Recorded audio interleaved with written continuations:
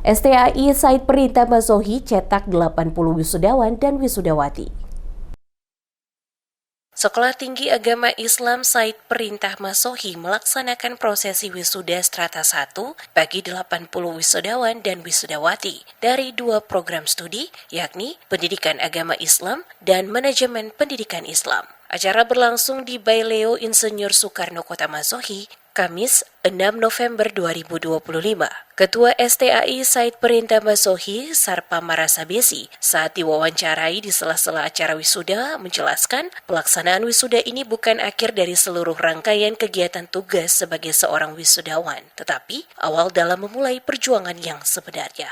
Selaku Ketua STAI, dirinya menekankan pentingnya menjaga profesionalitas sebagai calon pendidik yang berlandaskan akhlak dan etika. Oleh karena itu, Marasabesi mengajak para wisudawan untuk menjadi pendidik yang berilmu, beradab, dan berakhlak. Menurutnya, tugas guru adalah tugas luar biasa. Ia berharap agar profesi guru jangan dijadikan sebagai beban. Sebagai lembaga akademik yang berperan dalam pengembangan pendidikan, Marasabesi juga berharap adanya dukungan berkelanjutan dari pemerintah Kabupaten Maluku Tengah untuk memperkuat visi pendidikan kampus STAI sebagai satu-satunya perguruan tinggi Islam yang ada di Maluku Tengah. Disinggung soal rencana penambahan program studi pada kampus STAI, kata Marasabesi, pihaknya telah mengusulkan penambahan beberapa program studi, salah satunya adalah ekonomi syariah, dan sesuai rencana jika SK telah dikeluarkan, maka akan diberlakukan pada tahun 2026.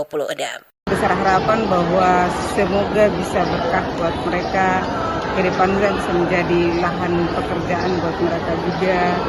Semoga ini bukan menjadi satu akhir dari perjuangan, tapi ini awal dari perjuangan mereka juga. Besar harapan juga bahwa Kabupaten Maluku Tengah harus memperhatikan keberadaan seperti yang disampaikan bahwa satu-satunya perguruan tinggi Islam yang ada di Kabupaten Maluku Tengah.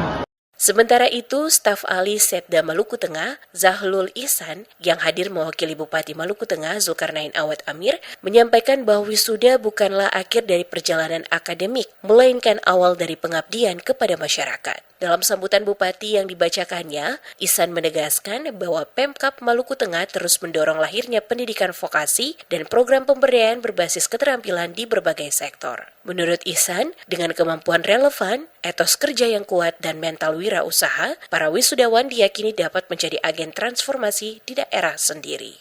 Ia menambahkan, arah pendidikan masa depan adalah pendidikan yang menumbuhkan kemandirian, bukan ketergantungan.